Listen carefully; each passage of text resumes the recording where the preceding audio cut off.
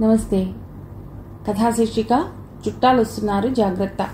రచన కోమలాదేవి గారు. చదువుతున్నది రాధిక. ఇక కథలో పెడితే, సాయంత్రం ఇల్లు చేరగానే కరెంటు లేదని తిట్టుకుంటూ బూట్లు విప్పి విసుగ్గా పారేసిన రవి ఈనాడు మరి కాస్త టెంపోలో ఉన్నట్లు గ్రహించింది లలిత.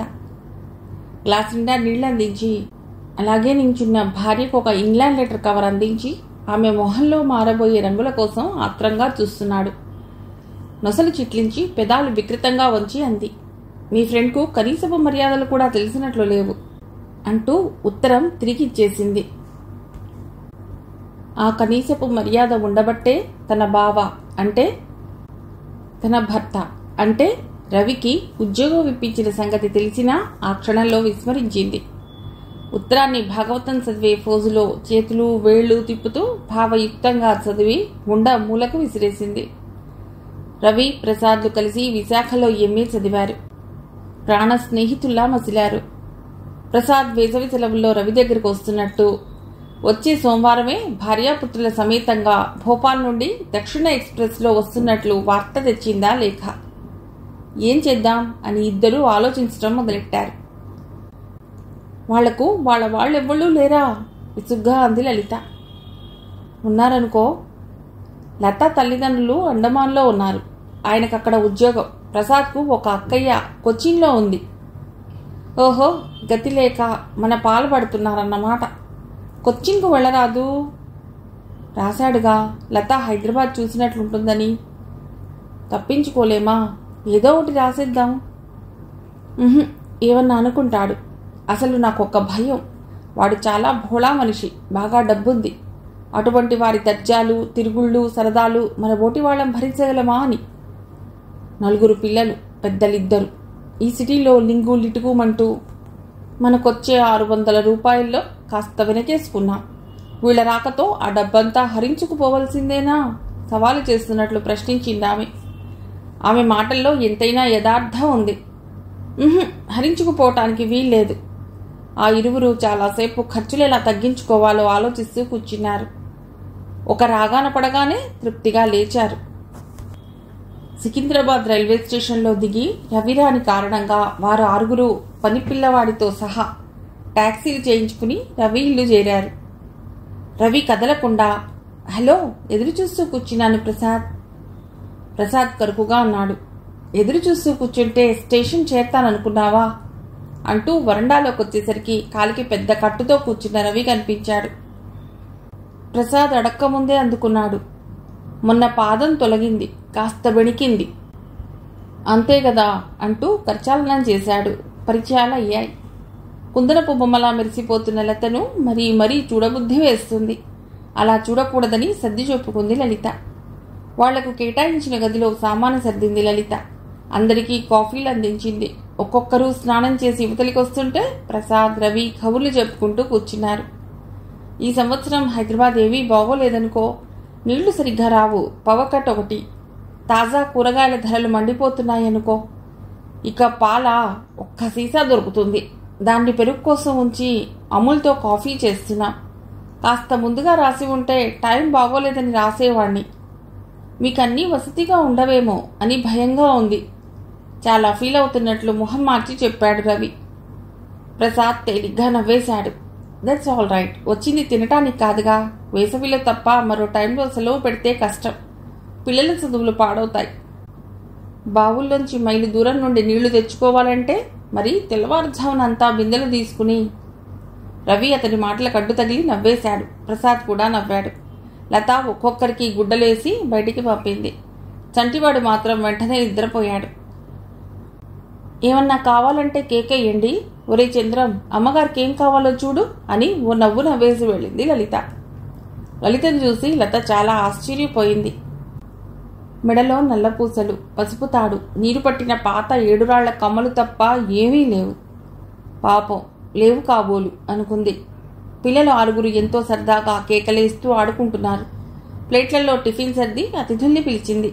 రవి మెల్లగా కుంటుకుంటూ వచ్చి కూర్చున్నాడు. 2 ఇడ్లీలు, పచ్చడి ఉన్నాయి. 6 ప్లేట్లు. తన పిల్లలు కూడా తినటానికి రాగానే లలిత కసురుకుంది. ఇందాకనే తిన్నారుగా, మళ్ళీ వచ్చారే, పొండి. 2 అన్నాడొకడు. వెధవా, రెండేసి కాక పల్లెటూరి బైతుల్లా 10 తిందాం అనుకున్నారా? పండి, తర్వాత అరటిపండు ఇస్తా గాని. వాళ్ళు మరేమన్నా అంటారేమోనని ఉరిమి చూసింది. 4 రోజులుగా తల్లి అనవసరంగా ఎందుకిలా గద్దించి మాట్లాడుతున్నదో తెలియక క్రితం రోజు తొడపాసం గుర్తుకొచ్చి ముగ్గురు పారిపోయారు. లత నోరు తెరుచుకుని ఇదంతా చూసి మెల్లిగా అంది, చిన్నపిల్లలు, పోనీ మరో 2 తింటారు. వాళ్ళు ఎగిరేదానికి అరిచేదానికి ఎప్పుడో వరిగిపోయే ఉంటాయి. వద్దులేండి, పండ్లు ఇస్తాను అని బయటికెళ్ళి 3 పండ్లు ఇచ్చొచ్చేసింది. అంతా పెట్టిన 2 ఇడ్లీలు తిన్నారు. మరి 2 వేసుకున్నారు. ఇంకా తినాలని ఉన్నా అక్కడ ఎక్స్ట్రా ఏమీ లేవు. పిల్లల ఆకలి, వారి తిండి తీరు తెలిసిన లత గబగబా వెళ్లి చేయి కడుక్కుని తాను తెచ్చిన మిఠాయి డబ్బా తెరిచి ప్లేట్ నిండా పెట్టి అందరికీ 3 చొప్పున అందించింది. బయట ఉన్న పిల్లలు కూడా వచ్చి తినేసి వెళ్లారు. మరో తెరవని డబ్బా నిండుగా అలాగే బల్ల మీద పెడుతూ, ఇదిగో గులాబ్ జాములున్నాయి, భద్రం చెయ్యండి అంది. అయ్యయ్యో, ఇవన్నీ దేనికి అని అంటూనే వాటిని భద్రం చేసింది లలిత. అక్కడే కూర్చుని మాట్లాడుకుంటున్నారు. మాటల సందర్భంలో లలిత అన్నది లతతో, ఆపరేషన్ చేయించుకున్నప్పటి నుండి ఒక్కటే నీరసం. 6 నెలలు పూర్తి రెస్ట్ అన్నారు. మనకెక్కడ కుదురుతుంది చెప్పండి? అలాగే ఏదో సర్దుకుపోతున్నాను. లలిత అనారోగ్యంగా ఉన్నట్లు అనిపించటం లేదు. బాగానే బలంగా కనబడుతోంది. ఈ సంసారాన్ని పిల్లల్ని దిద్దుకునేసరికి ఎవరికి నీరసం అనిపించదు పాపం అనుకుంది లత. అటు రవి ప్రసాద్ను హెచ్చరిస్తున్నాడు. నేను సెలవు పెట్టాను, మీతో పాటు తిరగలేనురా.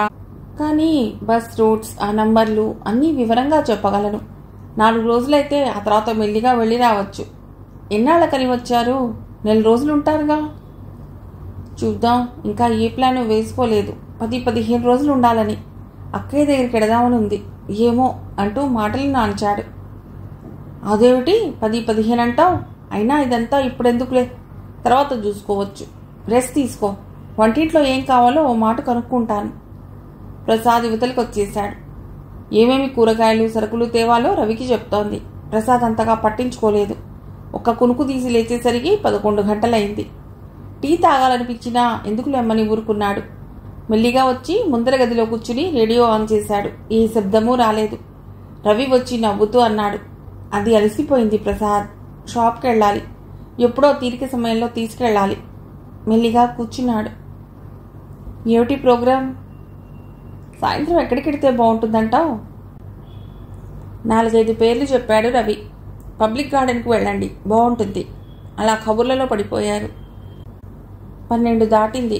వంటింట్లోంచి పోపు వాసనలు చై సై అనే చప్పుళ్ళు వినవస్తున్నా భోజనం చేయటానికి పిలుపు మాత్రం రావటం లేదు. చంటివాణ్ణి వేసుకుని లత హాయిగా నిద్రపోతోంది. పిల్లలు ఆట చాలించి ఆవురావురుమంటూ వచ్చి కూర్చున్నారు. ఆకలేస్తోంది అంటున్నా అటు రవి గాని ఇటు లలిత గాని మాటలు వినిపించుకున్నట్లు లేరు. ప్రసాద్ మాత్రం అయిపోయిందండి, అత్తయ్య పిలుస్తుంది అంటూ వారికి ఆశ కల్పించాడు. పిల్లలకే కాదు, ప్రసాద్కు కూడా ఆకలేస్తోంది. సెలవు రోజులు, ఖాళీగా ఉన్న సమయం, తిండి మీదే ధ్యాస కావాలి. 12:30, 1 గంట, ఇంకా వంట అయినట్లు లేదు. లతకు మెళకువ వచ్చింది. సిగ్గుపడింది టైం చూసి. గబగబా లేచి వెళ్ళింది. పిల్లలు నిద్రపోతున్నారు. భోంచేశారు కాబోలని అనుకుంది. తను నిద్రపోతున్నందుకు లేపలేదనుకుంది. మొహం కడుక్కుని లలిత దగ్గరికి వెళ్ళింది. అప్పటికి గాని పరిస్థితి అర్థం కాలేదామెకు. వడ్డించి పిలిచేసరికి 1:30 అయింది. అక్కడ రకరకాల పిండి వంటలు లేవు. అతి మామూలు భోజనం. పప్పు, చారు, ఒక వేపుడు, ఒక పచ్చడి. ఆ మాత్రం దానికింత టైం ఎందుకు తీసుకుంది లలిత? ఇది ఒక కళ కాబోలు అనుకున్నారు. భోజనం చేయబోతే ఏదో ఒక రుచి లోపించినట్లు లేక ఎక్కువైనట్లో ఉంది. రవి మామూలుగా తృప్తిగా తిని లేచాడు.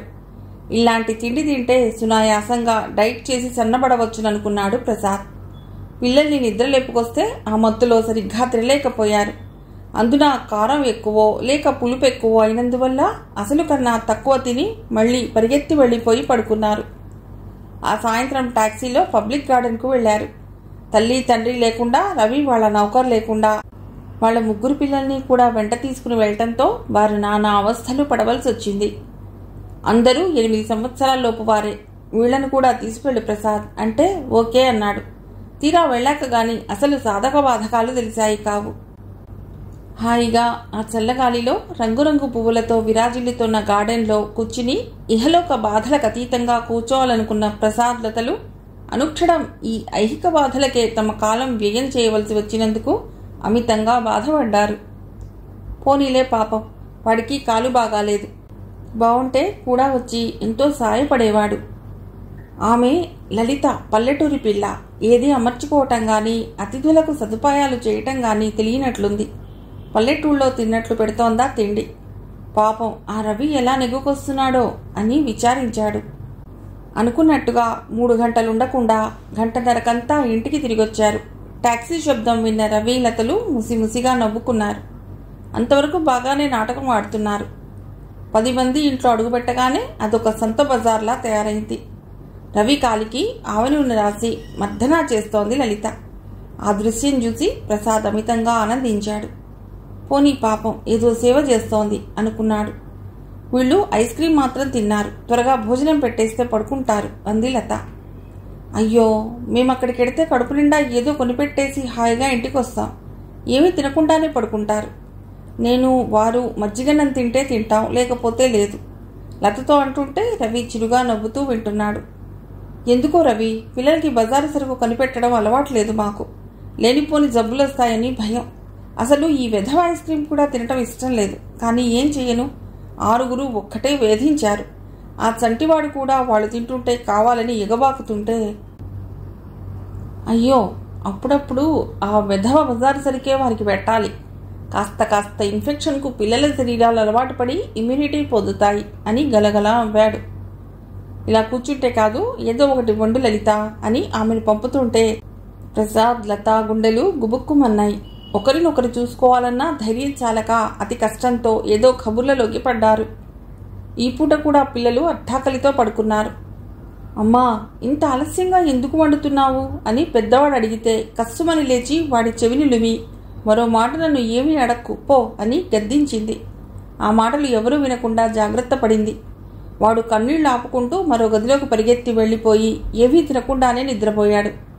లలిత ఎంతో బాధపడినా ఒక్కరోజేలే పర్వాలేదని మనసు దిటువు చేసుకుంది. రాత్రి భోజనాలయ్యేసరికి 10 గంటలు దాటింది. వంకాయ కూర, పెసరపప్పు చారు చేసింది. బాగా పులిసిన మజ్జిగ ఎంతో ఆప్యాయంగా వడ్డిస్తుంటే రవి బాగానే తిన్నాడు. ప్రసాద్ లత ఆమె కొసరి వడ్డిస్తుంటే అతి కష్టంతో తిన్నా కంచాలు ఖాళీ చేయలేకపోయారు. మీవి మరీ నాజూకు తిళ్ళన్నయ్య గారు అంటూ నవ్వింది. ఈ వంకాయ కూరుంటే ఇహ ఏమీ అక్కర్లేదు లలిత అని ఎంతో మెచ్చుకుంటుంటే ఆమె పొంగిపోతూ సిగ్గు అభినయించింది. ఆ రాత్రి ప్రసాద్ లత ఒక్కరోజు గడిచింది అనుకున్నారు. మరుసటి రోజు సంకటిలా ఉన్న ఉప్మాతో శ్రద్ధేసింది లలిత. ఇహ లాభం లేదనుకుని 9 సైట్ సీయింగ్కు బయలుదేరారు. వెళ్లక ముందు రాత్రికే వస్తామని, భోజనం సిద్ధంగా ఉంచమని చెప్పి మరీ వెళ్లారు. వారు కనుమరుగయ్యాక విరగబడి నవ్వాలనిపించినా పిల్లలు ఎదుట బయటపడిపోతామేమోననుకుని అర్థవంతంగా పరస్పరం చూసుకున్నారు. ఆ పూట మామూలు వంట అయినా రుచిగానే వండుకు తిన్నారు. అక్కడ వాళ్ళు సరాసరి హోటల్కి వెళ్లి కడుపు నిండా తిని తిరగటానికి బయలుదేరారు. ఆ రాత్రి కూడా భోజనాలు ఆలస్యమే అయ్యాయి. కానీ పిల్లలకు బాగా తినిపించి తెచ్చారు. అందుకని వారు నిద్రమత్తులో సరిగ్గా తినకపోయినా వాళ్ళు బాధపడలేదు.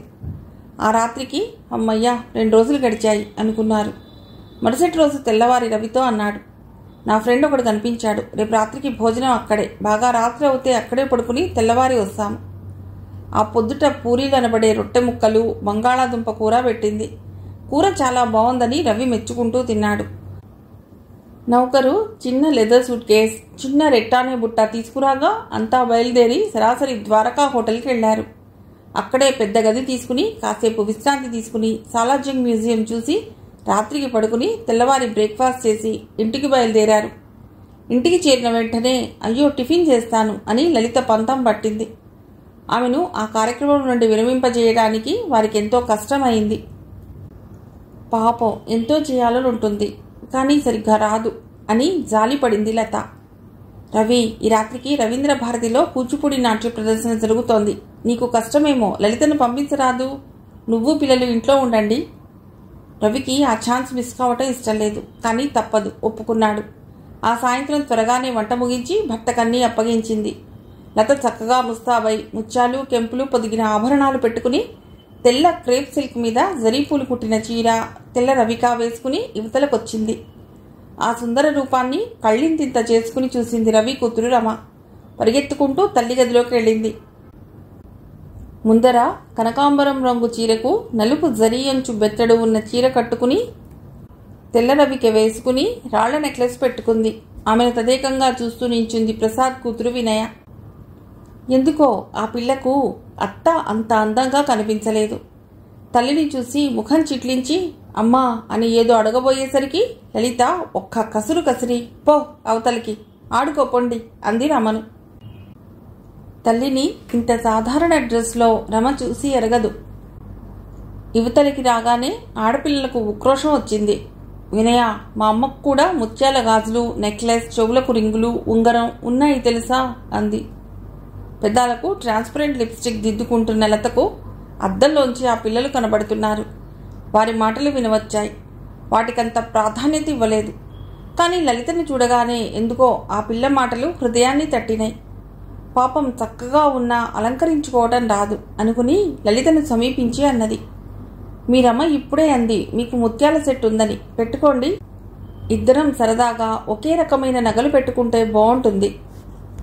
లలిత పక్కపక్క నవ్వి రహస్యంగా అంది. మనం స్నేహితులం, మీకు చెప్పినా పర్వాలేదు, అవి నకిలీవి అంది. ఓ అని మౌనం దాల్చింది లత. డాన్స్ ప్రోగ్రాం 3 గంటలు, అంతా చూసి ఇల్లు చేరేసరికి 11 గంటలయింది. ఏదో తిన్నామనిపించి పడుకున్నారు. ఆ రాత్రికి అనుకున్నారు 4 రోజులు గడిచిపోయాయి అని. మరుసటి రోజు రవి ఆఫీస్కి బయలుదేరాలనుకున్నాడు. లలిత తలనొప్పితో లేచింది. రోజు లత సాయం చేద్దామన్నా లలిత చేయనిచ్చేది కాదు.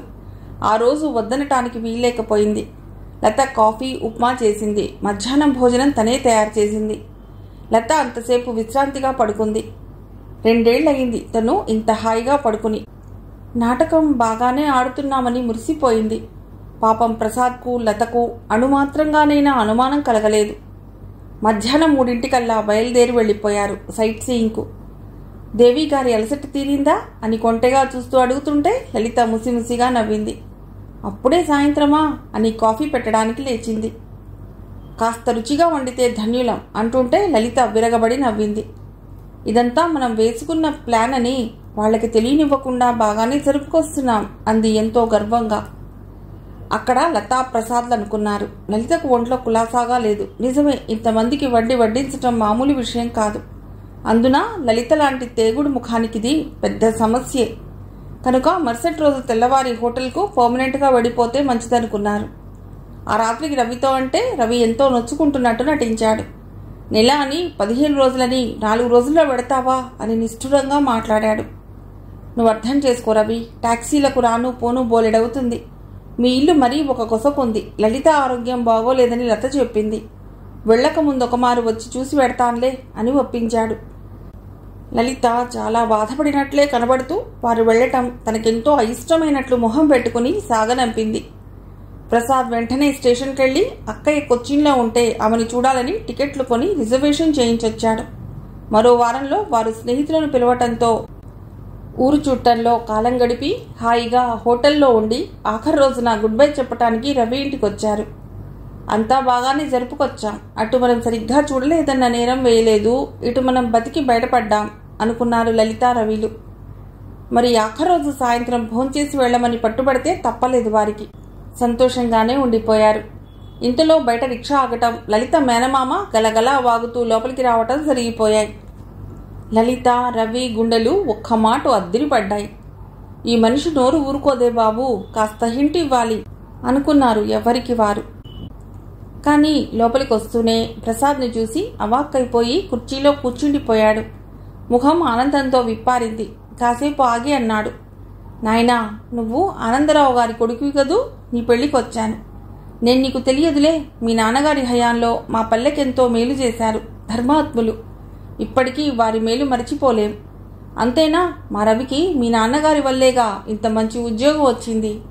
అబ్బో, తెలివికేం తక్కువ లేదు, బాగా సంపాదిస్తున్నాడు. మా ఊళ్ళోనే 2 ఎకరాల మాగాణి కొనిపించాను. అంతా మీ తండ్రి గారి చలవే చెప్పే ఉంటాడు రవి. అమ్మాయి లలిత అంటూనే ఉన్నారు. లలిత చెంబు నిండా నీళ్లు తెచ్చి అందించింది. ఆమెను పలుకరించి ఆమె వైపు చూపు నిలిపి, ఏమ్మా లలిత, నీ నగలన్నీ ఏవి అలా బోసిమెడతో ఉన్నావు? లలిత వెకిలిగా నవ్వి ప్రసాద్ లతల వైపు సిగ్గుపడుతున్న దానిలా చూసి మెల్లిగా అంది. ఇక్కడ ప్లాట్లు అమ్ముతున్నారట, బ్యాంకులో పెట్టి డబ్బు తెచ్చారు. ఓ అదా, త్వరగా తెచ్చుకోండి అంటూ నవ్వేశాడాయన. 4 చెంబులు నీళ్లు పోసుకుని అప్పుడే వచ్చిన రవి ఈయన్ను పలుకరించి కుశల ప్రశ్నలు వేశాడు. అతడు బహుమాటకారి, నాలుక మీద సరస్వతి సదా నాట్యం ఆడుతోంది అనుకుంది లత. భోజనాల దగ్గర పెళ్లిళ్ల ప్రసక్తి వచ్చింది. ఆయన అంటున్నాడు, శాంతకు పెళ్లి వాళ్ళ రాముబావతోనే 4 నెలలు పోయాక ముహూర్తం పెట్టుకోవాలనుకుంటున్నాం. నువ్వు చేయించుకున్న ముత్యాల సెట్టు అదే డిజైన్లో కావాలట. వాళ్ళ బావే ఇచ్చాడులే డబ్బు. ఎన్ని వేలేమిటి, 3-4 వేల మధ్యలో అవుతుందిగా. ఏటమ్మా లలిత, పొత్తిగా ఇలా వండే? చుట్టాలొచ్చిన వేళ గాబరాతో సరిగ్గా వండలేదా ఏమిటి? నీకేం తొందరే? చక్కగా చిటికెలో 100 మందికి సంతుష్టిగా పంచభక్ష పరమన్నాలు పెట్టి పంపగల విద్య ఉంటే ఈ పూట నీ చెయ్యి వెనుదిరిగిందేమిటి? మీ అక్కయ్య నవనవలాడే వంకాయలు కట్టింది. నీ చేతి నూనె వంకాయ కూర తిని ఎన్నాళ్ళయింది? ప్రసాద్కు లతకు ఈ మాటల్లోని యథార్థం గ్రహింపుకు రాగానే తెగించి రవి లతల వైపు చూశారు. వారిద్దరి మొహాల్లో భయాందోళనలు గాని సిగ్గు గాని లేదు. వెకిలిగా నవ్వుతూ ఏదో మాట్లాడుతూ మాటలు తప్పించి చూస్తున్నారు. అవురా అనుకున్నారు వీళ్ళిద్దరూ. నాకేం వచ్చు, కోడళ్ళన్న అభిమానంతో అంటున్నావు అంటోంది. ప్రసాద్ అనుకున్నాడు ఇంతటితో ఆగితే బాగుంటుందని, కానీ అలా జరగలేదు. అతడు ఆ స్నేహితులిద్దరినీ మరీ ఇరకాటంలో పడేశాడు. పోయిన సోమవారం రాముతో నెయ్యి, పూతరేకులు, కొబ్బరికాయలు, ఆవకాయ, మాగాయ అన్నీ మీ అమ్మ పంపితే చక్కగా అందుకుని ఒక్క ఉత్తరం ముక్కైనా రాసావు కాదేమమ్మా. ఆవిడ అందినట్లు తెలిసినా నీ చేతితో రాసిన ఉత్తరం కోసం రోజూ ఎదురు చూస్తూనే ఉంది. ఇక చాలు, వినవలసిందంతా విన్నారు. రవి లలిత కొంప మునిగిందని ముసలాడి మీద లోపల మండిపడ్డారు. ప్రసాద్ లత తొణకలేదు. మామూలుగానే వెళ్ళొస్తామని చెప్పి వెళ్ళిపోయారు. కొంప ముంచావు మామయ్య అంటూ వాపోయింది లలిత. పిల్లలు నిద్రపోయిన తర్వాత తాము ఇంత నేర్పుగా వారి బెడద వదిలించుకున్నది చెప్పి అతని మాటల వల్ల తమ పన్నాగం బయటపడిందని చెప్పి చాలా బాధపడుతుంటే ఆయన నోరు తెరుచుకుని విన్నాడు. ఆ పెద్ద మనిషి హృదయం తీవ్రంగా బాధపడింది. స్నేహితుణ్ణి, అందున ఉద్యోగం దొరక్క 2 ఏళ్ల అత్తవారింట్లో కూర్చున్న నీకు పిలిచి ఉద్యోగం ఇప్పించిన వాడికి ఎంత చేసినా రుణం తీర్చుకోలేవే. ఎంత పని చేసావు లలిత. ఒకరికొకరు తోడై మంతనాలాడి వారిని వెళ్ళగొట్టారన్నమాట. ఏం పాడుబుద్ధిరా బాబు. స్నేహం అనేది ఎంతో పవిత్రమైంది. అది నిష్కల్మష హృదయాలనే ఆశ్రయిస్తుంది. స్నేహధర్మం, ఆ అనిర్వచనీయమైన భావం మీలాంటి వారికి ఏం తెలుస్తుంది? వెళ్ళండి, వెళ్ళి క్షమాపణ కోరండి అని మొత్తుకున్నా వారిరువురు కదల్లేకపోయారు. ఏం మొహం పెట్టుకుని వెడతారు? రేపు వారి ప్రయాణం, వ్యవధి ఉంది. కానీ వారికంత పశ్చాత్తాపం కలగలేదు. అవమానంతో సిగ్గుతో ఇంట్లోనే ఉండిపోయారు. క్షమ అర్థించడానికి కావలసిన ఔన్నత్యం లేదు వారిలో. వారం రోజులకు ప్రసాద్ నుంచి వచ్చిన ఉత్తరాన్ని అందుకుని కంపిస్తున్న చేతులతో తెరిచాడు రవి. కొచ్చి నుంచొచ్చింది. రవి, మీ మావయ్యని తిట్టుకోవద్దు. ఆయనది నిర్మలమైన హృదయం. అందుకే నాన్నగారిని గురించి మాట్లాడుతూ కృతజ్ఞతలు వెళ్ళబుచ్చారు. అతడు మహనీయుడు. రవి, స్నేహాన్ని డబ్బుతో లెక్కించావు. నీకు చిన్న జీతమని నాకు తెలియదా? ఇంతమందితో వచ్చి నీ చేత ఖర్చు చేయిస్తానని ఎలా అనుకున్నావు? ఆ రోజు సాయంత్రం వరకు నిన్ను నమ్మాను. నీకు తగిన భార్య అనిపించుకుంది లలిత. లతా హృదయం గాయపడింది, క్షోభించింది. నీలాంటి వారుంటారన్న సత్యం ఒకప్పుడు విశ్వసించలేదు గాని ఈనాడు విశ్వసిస్తున్నాను. జీవిత రంగంలో ఈ నాటకాలు రాణించవు. అసలైన జీవిత విధానమే రాణిస్తుంది. ప్రసాద్. కథ సమాప్తం.